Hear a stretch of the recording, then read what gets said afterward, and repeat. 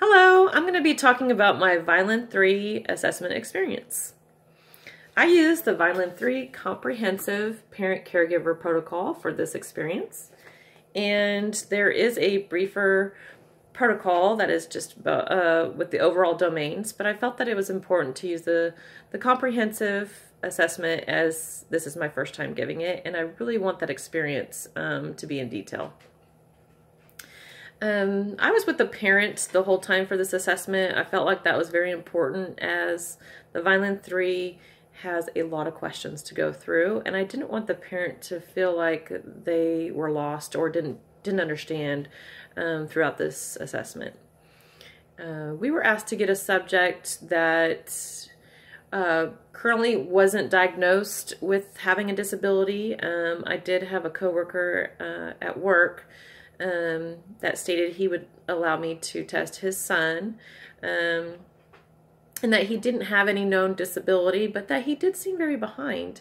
I found that intriguing, especially for my first time giving this, as it could be a bit more challenging and very insightful.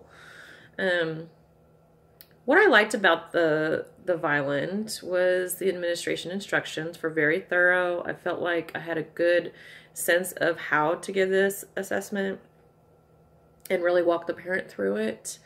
And even on the teacher side, it just felt like it was very informative.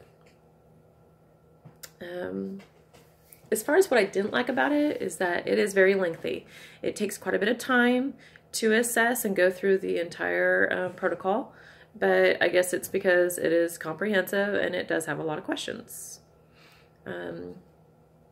What I found easy about the administering of the Vineland 3 was the scoring aspect of it. It's a 2, 1, 0, and you just circle as you go down.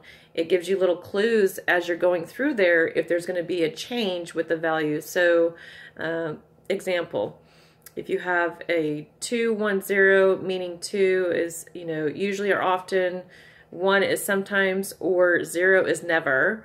Sometimes it can change to now the value of 2 means yes, or the value of 0 is no. So I found that to be quite easy going through and doing the scoring.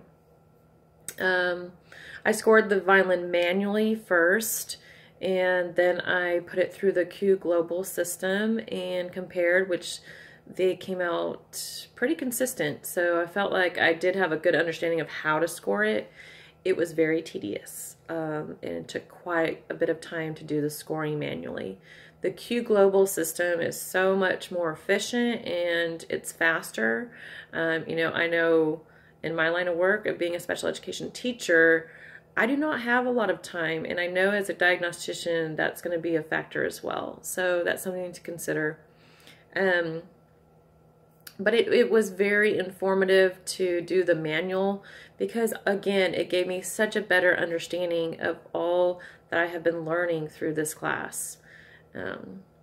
So at this point, the questions that I have about the Vineland 3 of administering is just, some of the questions within at the very end when it came to, actually it was the scoring, it was that growth value scale. I wasn't quite sure what that meant or how that played into factoring decisions made from this assessment. So that kind of left me pondering a little bit on that area. As far as everything else, I felt like I had a good understanding of it, a good administration took place of it.